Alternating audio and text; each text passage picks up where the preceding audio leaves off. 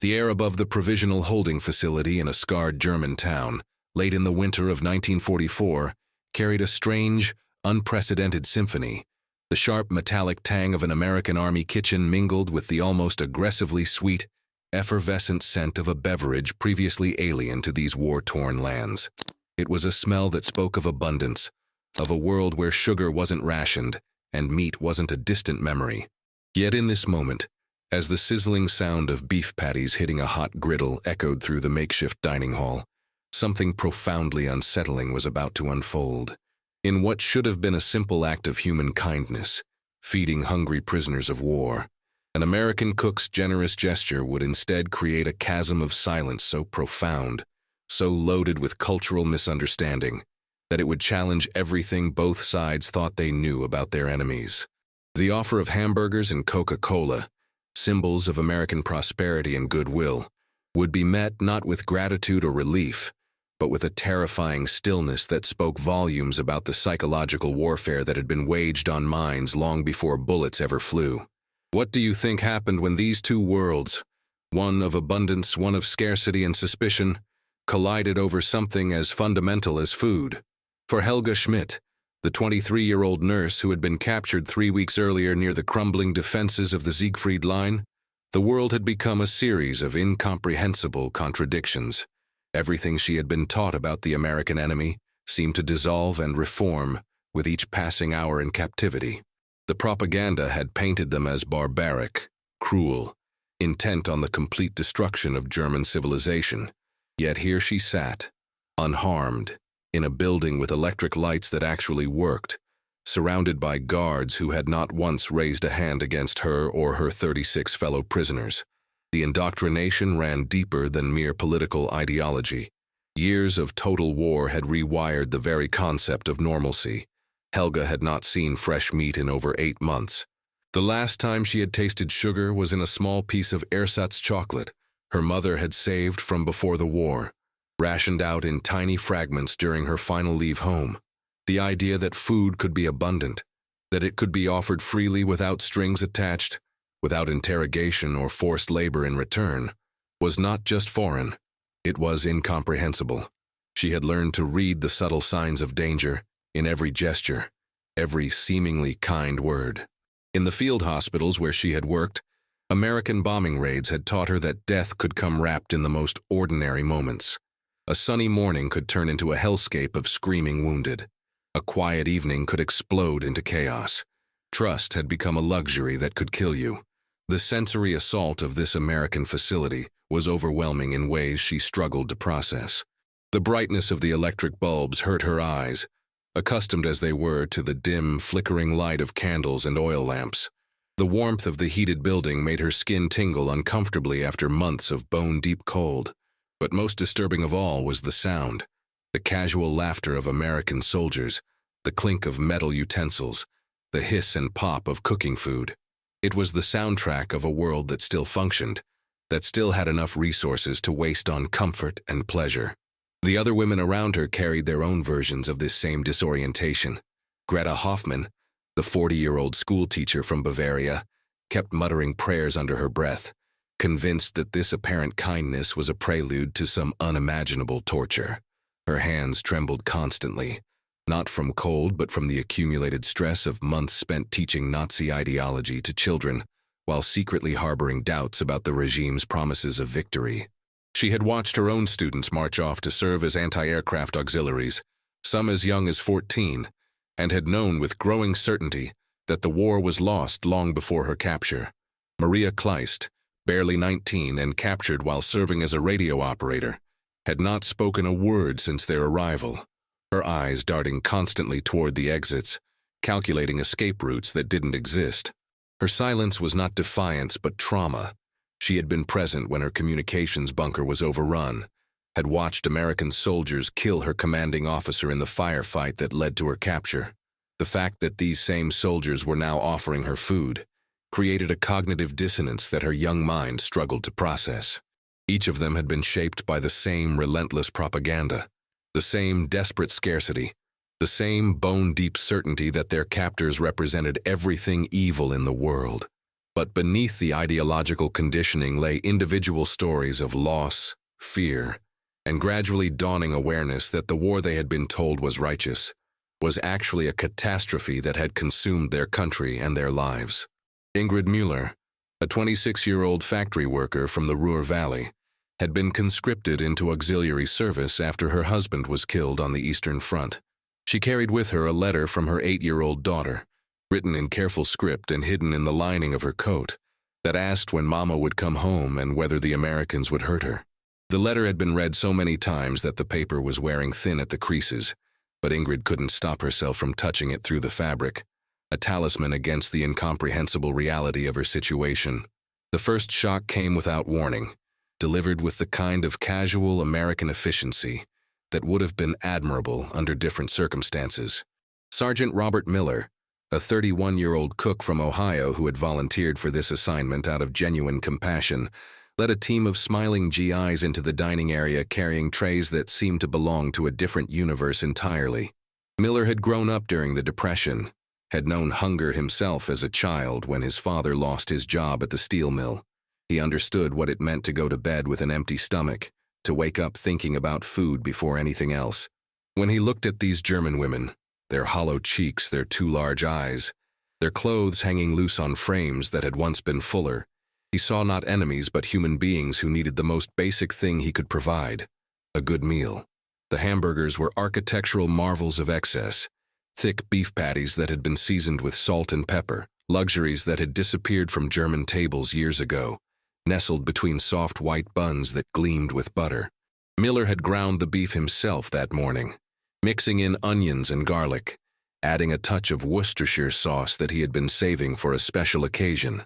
Each patty weighed nearly half a pound, more meat than most of these women had seen in months. Alongside each burger sat a generous portion of French fries, golden and crispy, still steaming from the oil.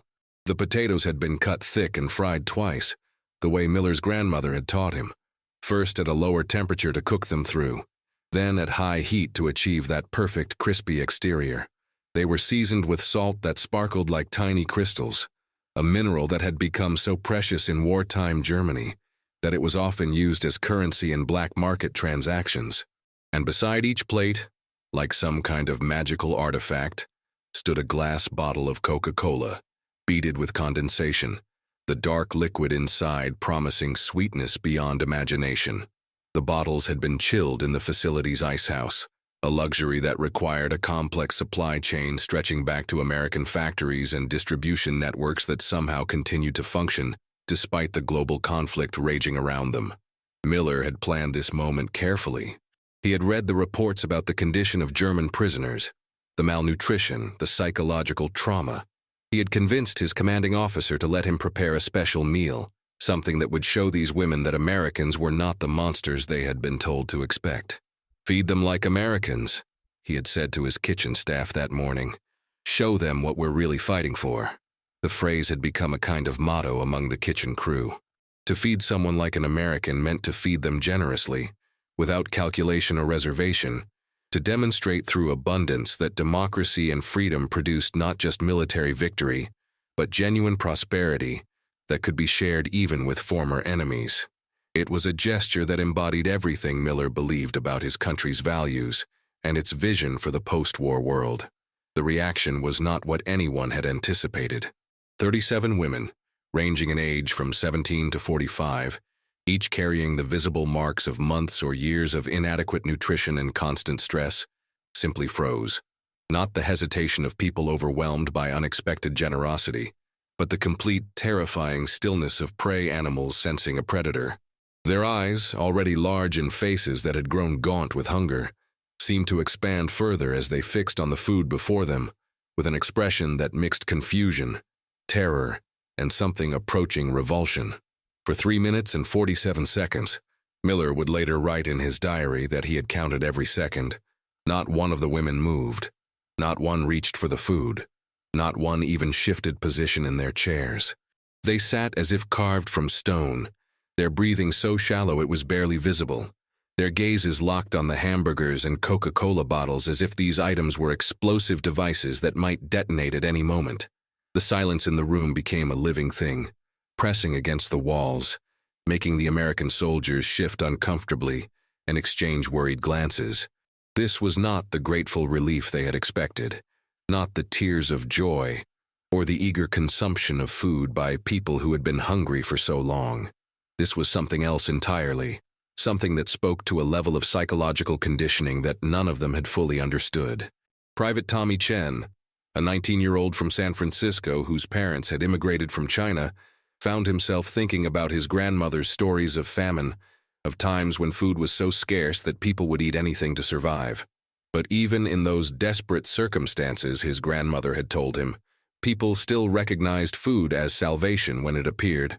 What he was witnessing here was different. These women were looking at abundant, nutritious food as if it were poison. Corporal James Washington, an African-American soldier from Alabama who had experienced his own share of discrimination and suspicion, recognized something familiar in the women's expressions. It was the look of people who had been taught that anything good offered by the other side was automatically suspect, that kindness from enemies was more dangerous than open hostility. He had seen that look in the eyes of white children in his hometown, when their parents warned them away from the colored section of town, the fear of contamination by association with the designated enemy. Miller's diary entry from that evening would later become part of the official record. We thought they would jump on the food. They were starving, right? We could see it in their faces, their bodies. Instead, they just stared, like we had put poison in front of them, like the hamburgers were going to bite them back. I've never seen anything like it. It was like they were more afraid of the food than they were of us. One of the girls, couldn't have been more than 17, started shaking when I put the plate down in front of her. Not from hunger, but from fear. What kind of war teaches people to be afraid of food? The first escalation came when Miller, his own discomfort growing by the second, decided to demonstrate. He picked up one of the extra hamburgers his team had prepared and took a large, exaggerated bite, chewing with obvious pleasure and making appreciative sounds. He gestured toward the women, pointing at the food and then at his mouth, his expression encouraging, almost pleading. The beef was perfectly cooked, juicy, and flavorful, exactly the kind of meal that had sustained American morale throughout the long campaign across Europe. The effect was the opposite of what he intended. Several of the women actually recoiled, their chairs scraping against the floor as they pulled back from the tables. The demonstration, meant to show safety and enjoyment, instead reinforced their worst fears. In their experience, when captors ate in front of prisoners, it was usually a form of psychological torture, a way of emphasizing the power dynamic and the prisoner's helplessness. Greta Hoffman's mind flashed back to a story she had heard from a colleague who had worked in a displaced persons camp earlier in the war. The colleague had described how SS officers would sometimes eat elaborate meals in front of starving prisoners, not to feed them but to break their spirits, to demonstrate the absolute control they held over life and death. The sight of Miller enjoying his hamburger triggered that memory, confirming her worst suspicions about American intentions. To understand the depth of their reaction, it's crucial to grasp the mathematical reality of their recent existence. During the final months of the war, the average daily caloric intake for a German civilian had dropped to between 800 and 200 calories, consisting primarily of dark bread made from sawdust and potato flour, thin soups made from turnips, and occasionally, if they were extraordinarily fortunate, a small piece of ersatz sausage that contained more filler than meat. The hamburger sitting before each woman represented more calories than many of them had consumed in an entire day during the past 6 months. The beef patty alone contained proteins and fats that had become mythical in their world. A single ounce of the ground beef in Miller's hamburgers contained more protein than a typical German civilian received in a week. The white bread bun was made from refined flour that had been unavailable to German civilians since 1942, when all wheat had been requisitioned for military use. The French fries were cooked in oil that was so precious it had been reserved exclusively for military use. In Germany, cooking oil had become so scarce that housewives saved every drop of fat from the occasional piece of meat, storing it in jars and using it sparingly to add flavor to otherwise bland meals. The amount of oil used to fry a single serving of Miller's French fries would have represented a month's worth of cooking fat for a German family, and the Coca-Cola, that dark, sweet, carbonated luxury, represented a level of industrial abundance that seemed to mock everything they had been told about American resource shortages and economic collapse. The sugar content in a single bottle of Coca-Cola exceeded the total sugar ration for a German civilian for an entire month. The complex industrial processes required to produce carbonated beverages had been completely shut down in Germany since 1943, when all industrial capacity was redirected toward military production. But beyond the mathematical impossibility of such abundance lay something even more disturbing: the psychological conditioning that had taught them to see American generosity as a weapon. Years of propaganda had drilled into them the message that Americans were decadent, wasteful, and fundamentally dishonest. Any gesture of kindness from such people had to be a trap, a manipulation designed to extract information or break down resistance. The Nazi propaganda machine had been particularly effective in portraying American abundance as evidence of moral corruption. The very fact that Americans could afford to waste resources on luxuries like carbonated beverages and refined sugar was presented as proof of their spiritual emptiness and their exploitation of other nations. To accept such luxuries was not just to betray Germany, it was to participate in the moral degradation that the propaganda claimed was destroying Western civilization. The second escalation revealed the true depth of the cultural chasm. An intelligence report filed 3 days later would document the incident. The level of distrust exhibited by German female POWs toward basic humanitarian gestures suggests a degree of psychological conditioning that exceeds our previous estimates. Standard approaches to prisoner welfare, based on assumptions of universal human responses to kindness and adequate nutrition, appear to be not merely ineffective, but actively counterproductive when applied to subjects who have been systematically conditioned to interpret such gestures as threats. The human cost of this conditioning became visible when the youngest of the prisoners, a 17-year-old girl named Anna Richter, who had been conscripted as a communications auxiliary, began to cry. But these were not tears of relief or gratitude. They were the silent, terrified sobs of someone who believed she was about to die and couldn't understand why her captors were prolonging the psychological torture with this elaborate charade of kindness. Anna had been working in a communications bunker when American forces overran her position. She had been trained to destroy sensitive equipment and documents in the event of capture, but the speed of the American advance had left her no time to complete her duties. In her mind, she was not just a prisoner of war, but a failure who had allowed enemy forces to capture valuable intelligence assets. The kindness of her captors only reinforced her belief that they were preparing her for intensive interrogation, using psychological manipulation to break down her resistance before the real torture began. Anna's breakdown seemed to ripple through the group, triggering a collective response that was part protective instinct, part shared terror. The women began to huddle together, not physically moving from their chairs, but somehow creating an invisible barrier between themselves and the food, between themselves and their captors, between themselves and a reality that made no sense within the framework of everything they had been taught to believe.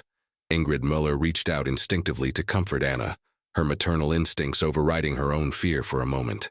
But even this gesture of solidarity was filtered through the lens of their shared conditioning. In comforting Anna, Ingrid was not just offering emotional support. She was reinforcing the group's collective resistance to American psychological manipulation. The act of mutual comfort became a form of defiance, a way of maintaining their identity as German patriots, even in the face of overwhelming enemy pressure. The midpoint revelation came when Helga Schmidt, drawing on reserves of courage she didn't know she possessed, broke the suffocating silence. Her voice, when it finally emerged, was hoarse from disuse and thick with a Bavarian accent that made her German words sound almost musical despite their content. "Warum?" she asked, the single word cutting through the tension like a blade. Why? But she didn't stop there.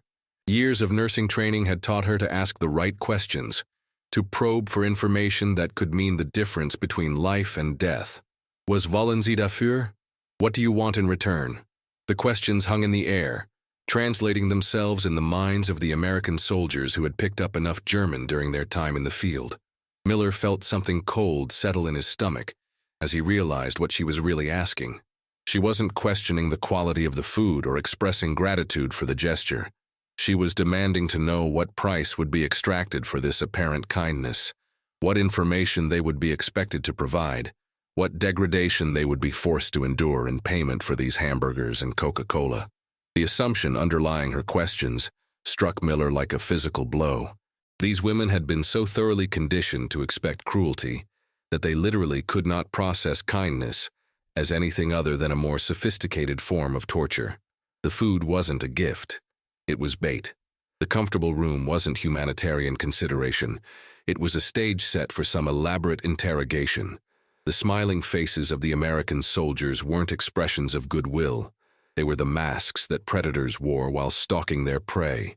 Sergeant Bill Murphy, a veteran of the North African campaign who had seen his share of psychological warfare, stepped forward to attempt a response. His German was limited but functional, learned during months of interaction with prisoners and displaced persons across the European theater. "Nichts," he said simply. "Nothing. Wir wollen nichts. We want nothing." The response seemed to confuse the women even more than the original offer of food. In their experience, everyone wanted something. German officers wanted information, obedience, sacrifice. Allied propaganda wanted them to betray their country and their beliefs. Even their own families wanted them to survive, to return home, to somehow make sense of the senseless destruction that had consumed their world. The idea that these American soldiers might genuinely want nothing in return for their kindness was more incomprehensible than the idea that they were planning some elaborate torture. This realization forced Miller and his team to confront an uncomfortable truth about the nature of the war they had been fighting. For months, they had been engaged in a conflict that they understood primarily in terms of military strategy, territorial objectives, and political ideology. But sitting before them were 37 women who represented the human cost of a different kind of warfare, a psychological campaign that had been so thorough, so systematic, that it had fundamentally altered their ability to recognize basic human decency. The technical and ethical implications of this moment extended far beyond the immediate situation. Military psychologists would later study this incident as an example of the long-term effects of total propaganda warfare on civilian populations. The women's reaction demonstrated that the Nazi regime had succeeded in creating a level of psychological conditioning that went beyond mere political indoctrination.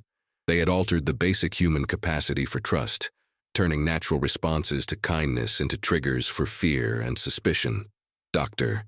Sarah Brennan, a military psychiatrist who would be brought in to assess the situation 3 weeks later, would write in her preliminary report, "The subjects exhibit symptoms consistent with what we might term inverse conditioning, a systematic reversal of normal human responses to positive stimuli. Where most individuals would experience relief and gratitude when moved from harsh to comfortable conditions, these women experience increased anxiety and suspicion. Their survival instincts have been so thoroughly rewired that safety feels dangerous and kindness feels threatening." From a legal standpoint, the incident raised complex questions about the treatment of prisoners of war who had been psychologically damaged by their own government's propaganda. The Geneva Convention provided clear guidelines for the physical treatment of POWs, but it offered little guidance for dealing with prisoners whose minds had been so systematically warped that they could not distinguish between help and harm, between safety and danger. The ethical dilemma for the American forces was equally complex. How do you demonstrate humanity to people who have been taught that humanity itself is a lie?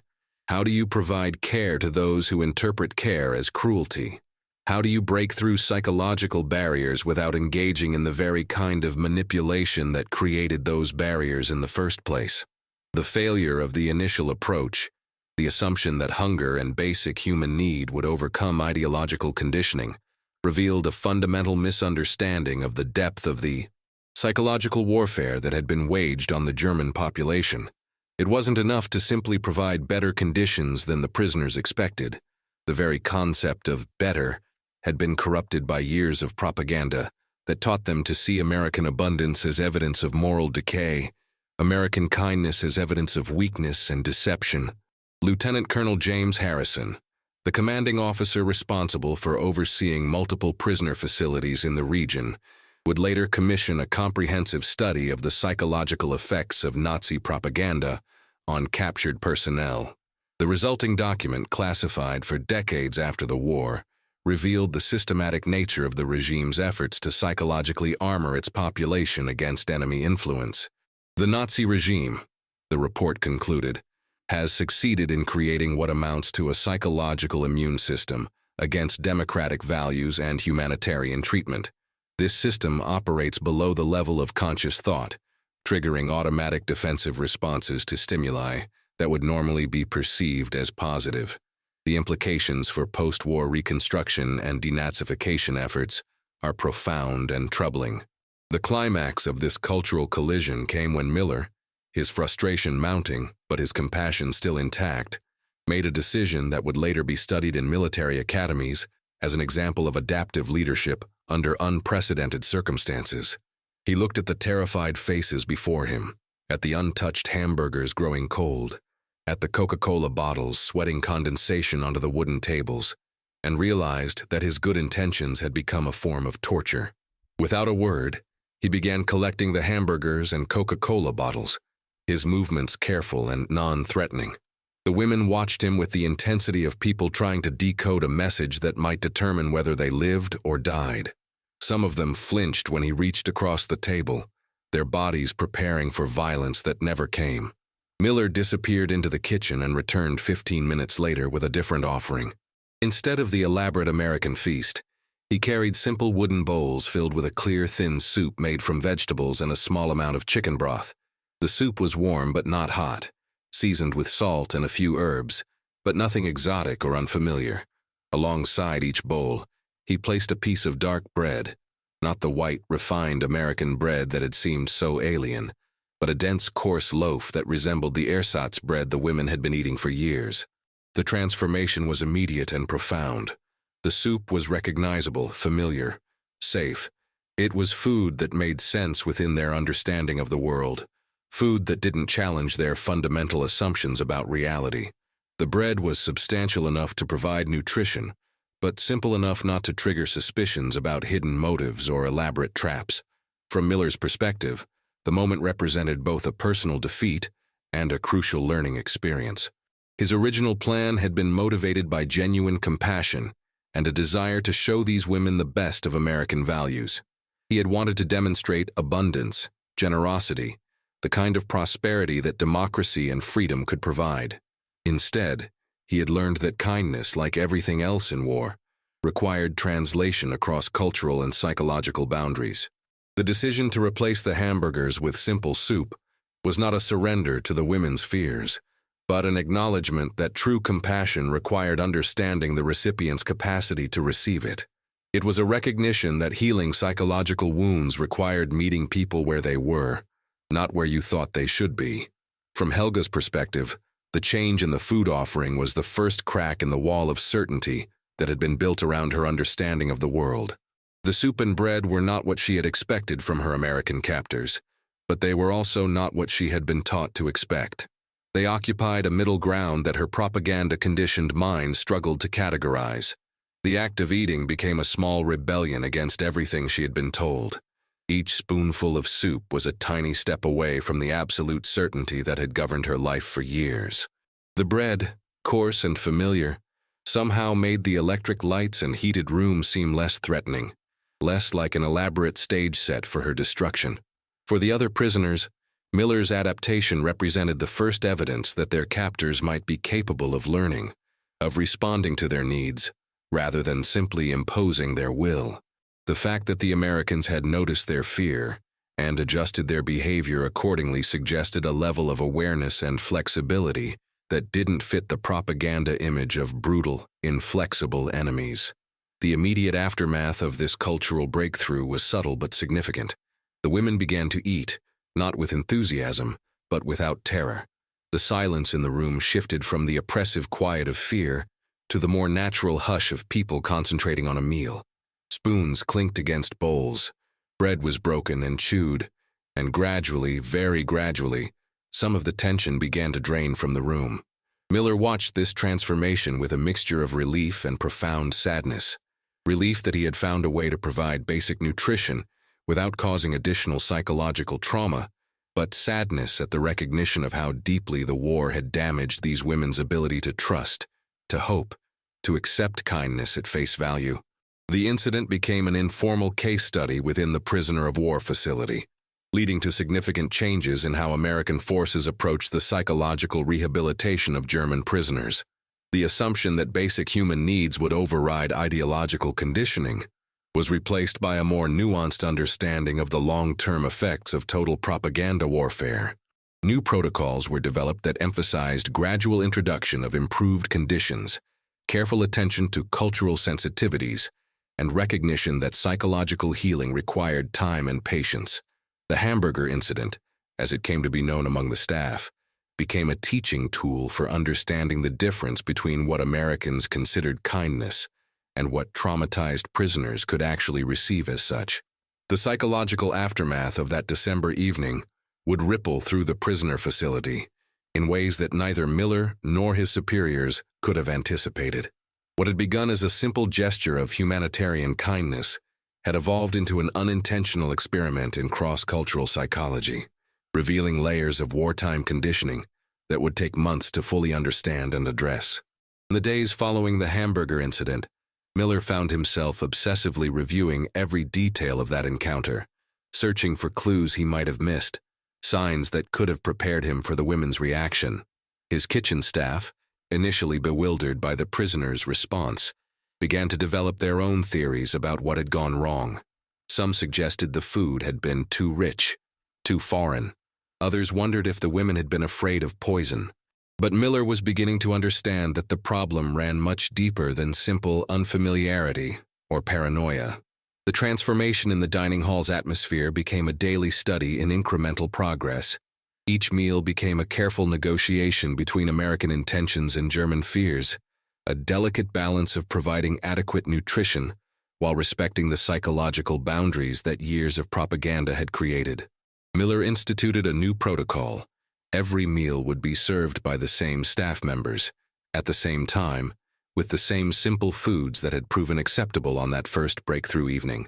Helga Schmidt emerged as an unofficial spokesperson for the group, her nursing background giving her both the medical knowledge to assess the safety of the food and the communication skills to articulate the collective concerns of her fellow prisoners. In halting English supplemented by gestures and the occasional translation from a German-speaking American sergeant, she began to explain the depth of their conditioning. "We were taught," she said during one of these conversations, her voice barely above a whisper, "that Americans would try to make us soft, to make us forget who we are. The good food, the warm rooms, the kind words, all of this was supposed to be a trap to make us betray our country, our beliefs, our people." The revelation that kindness itself had been weaponized in Nazi propaganda created a profound moral crisis for the American staff. How do you demonstrate humanity to people who have been systematically taught that humanity is a form of warfare? How do you provide comfort to those who interpret comfort as an attack on their identity and loyalty? The complexity of this psychological landscape became more apparent as individual stories began to emerge. Greta Hoffmann, the Bavarian school teacher, had been responsible for implementing Nazi educational curricula that included specific lessons about American decadence and cruelty. For her, accepting American kindness wasn't just a personal betrayal. It was an admission that she had spent years teaching lies to children, that her entire professional identity had been built on a foundation of propaganda. Maria Kleist, the young radio operator, carried a different burden. She had been captured while transmitting coordinates for German artillery strikes against American positions. In her mind, accepting food from American hands made her complicit in a betrayal that had directly contributed to the deaths of German soldiers. The hamburger wasn't just foreign food, it was blood money. These individual psychological profiles revealed the sophisticated nature of Nazi indoctrination. It wasn't simply a matter of teaching people to hate their enemies. It was a comprehensive rewiring of moral and emotional responses that made normal human connection across enemy lines psychologically impossible. The regime had succeeded in creating a form of psychological armor that protected its adherents from enemy influence, but also trapped them in a prison of perpetual suspicion and fear. Miller's adaptation to this reality required him to essentially rebuild his understanding of what constituted effective prisoner care. The standard American approach, based on the assumption that improved conditions would naturally lead to improved cooperation and morale, proved not just ineffective, but actively counterproductive.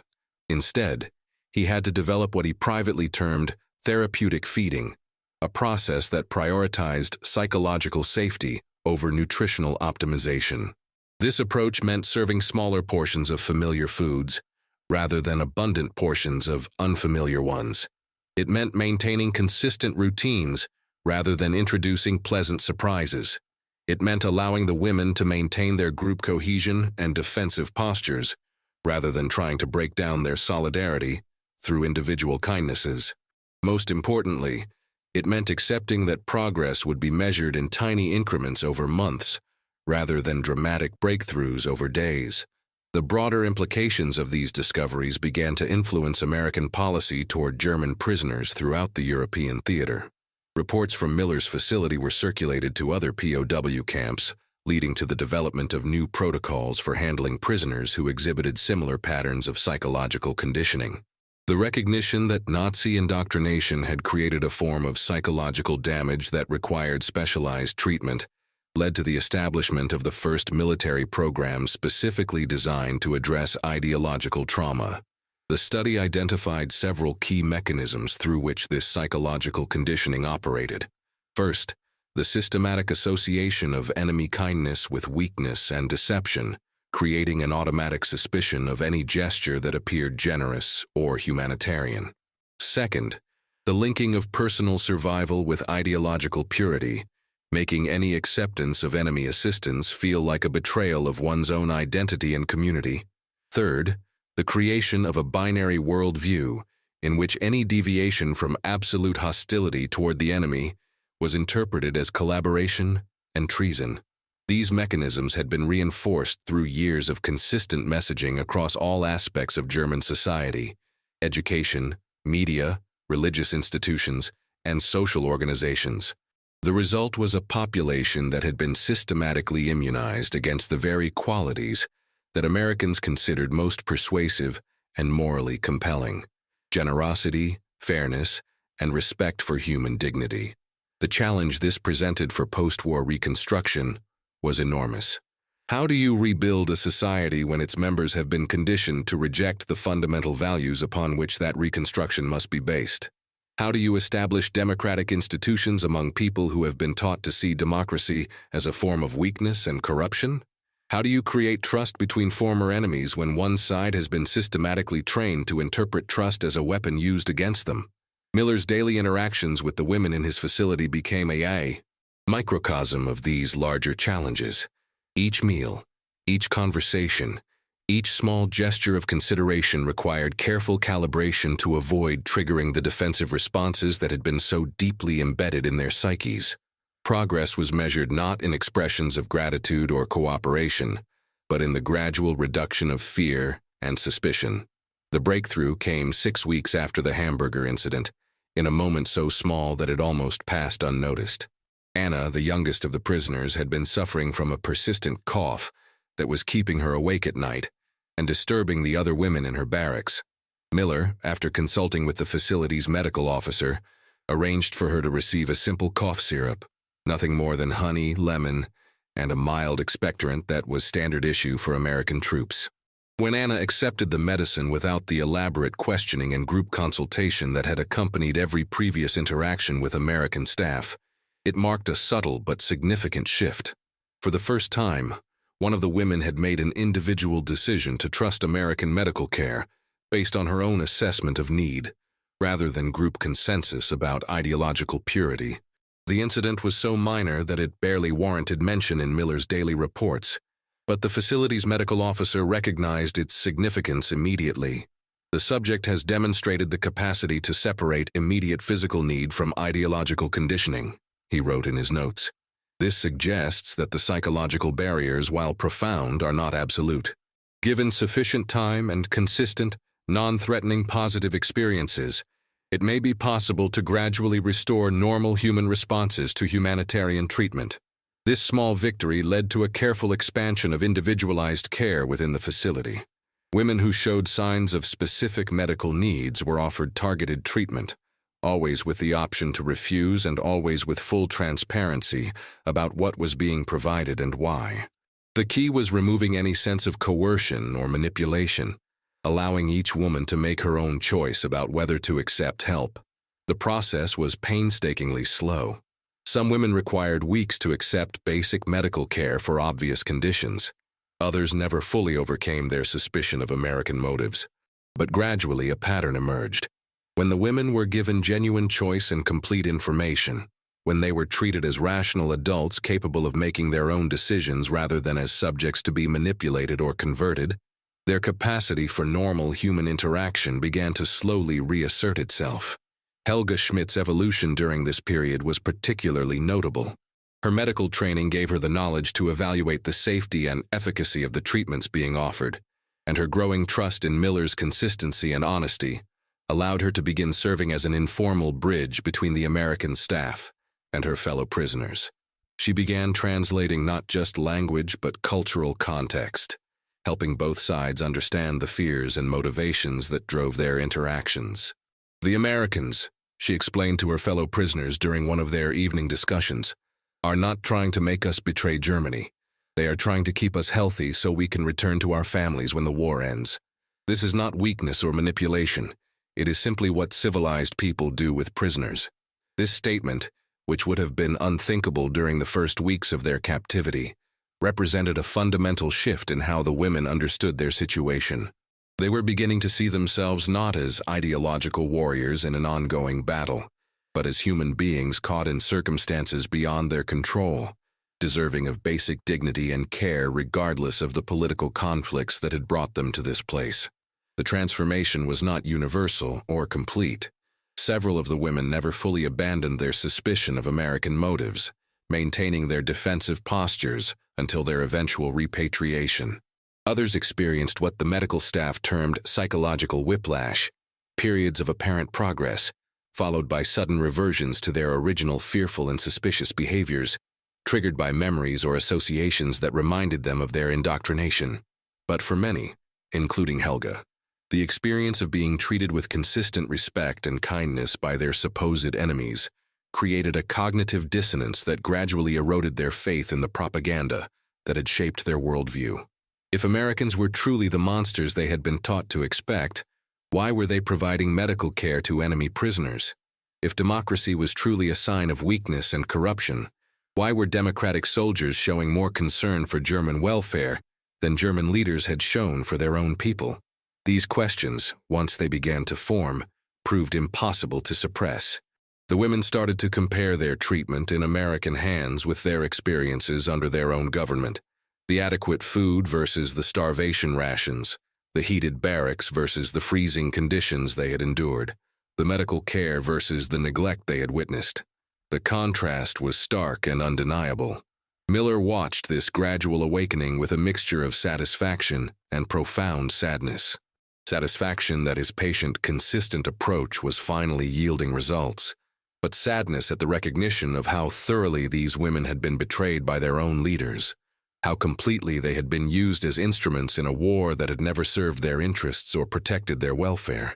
The final phase of this psychological journey came in the spring of 1945, as news of Germany's impending surrender began to filter through the facility. For many of the women, the end of the war represented not liberation, but a kind of existential crisis. If Germany was defeated, if the Nazi regime had failed, what did that mean about everything they had believed, everything they had sacrificed, everyone they had lost? Helga Schmidt's response to this crisis would later be cited as a model for successful psychological rehabilitation. Rather than clinging to her old beliefs or completely rejecting her past, she chose a more complex path, acknowledging that she had been deceived while taking responsibility for her own choices within that deception. "I was lied to," she said during one of her final conversations with the facility's medical officer. But I also chose to believe those lies because they made me feel important, part of something larger than myself. The Americans did not defeat those lies with arguments or propaganda. They defeated them by showing me, day after day, that there was another way to live, another way to treat people, even enemies. This insight, that ideological change required not intellectual argument, but experiential proof, would become a cornerstone of post-war denazification efforts. The most effective way to counter propaganda was not with counter-propaganda, but with consistent demonstration of alternative values through daily actions and interactions. The women's eventual repatriation in the summer of 1945 marked the end of an extraordinary experiment in cross-cultural psychology and humanitarian care. Many of them would go on to become advocates for democratic values in post-war Germany, their credibility enhanced by their status as former believers who had been genuinely converted through experience rather than coercion. Miller's final report on the facility included a recommendation that would influence American military doctrine for decades to come. The most powerful weapon against totalitarian indoctrination is not superior propaganda, but superior humanity. When we treat our enemies better than their own leaders treat them, we do more than win a military victory. We win the possibility of a lasting peace. The story of the Hamburger incident and its aftermath became required reading at military academies and diplomatic training programs, a case study in the complex psychology of ideological conflict and the patient work required to rebuild trust across cultural and political divides. It demonstrated that the most important victories in modern warfare might not be won on battlefields, but in the quiet moments when former enemies discover their shared humanity. The lessons learned in that small German facility would prove invaluable in subsequent conflicts, from the Korean War through modern peacekeeping operations. The recognition that winning hearts and minds required not just good intentions, but deep cultural understanding, infinite patience, and the wisdom to meet people where they are, rather than where we think they should be, became a fundamental principle of effective humanitarian intervention.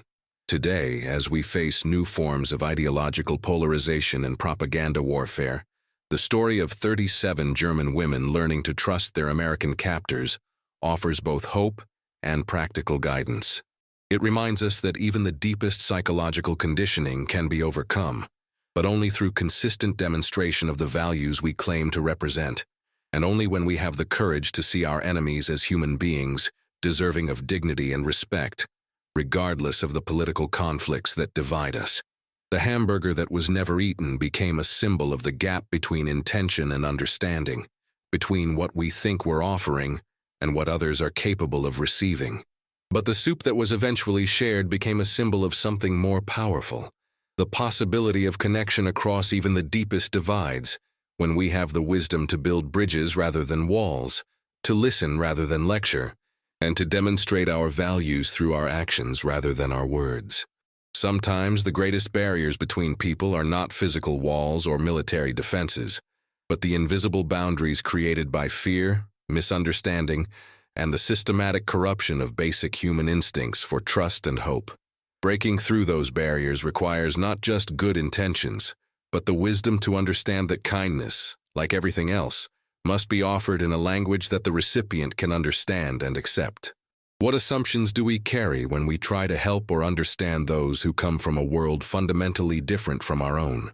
How often do we mistake our own definitions of kindness for universal truths, failing to recognize that true compassion requires us to step outside our own cultural framework and see the world through eyes that have been shaped by experiences we cannot fully imagine? The story of 37 German women staring at hamburgers and Coca-Cola is ultimately a story about the courage required to bridge the gaps between different worlds, different experiences, different definitions of safety and kindness.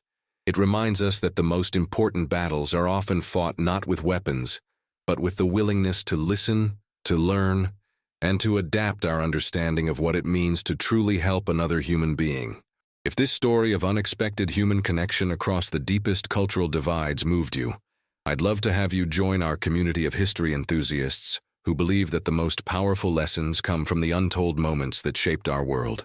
Hit that subscribe button if you want more incredible, untold stories from World War II that will challenge everything you thought you knew about history. Every week, we uncover these hidden human moments that reveal the complex psychology behind the headlines.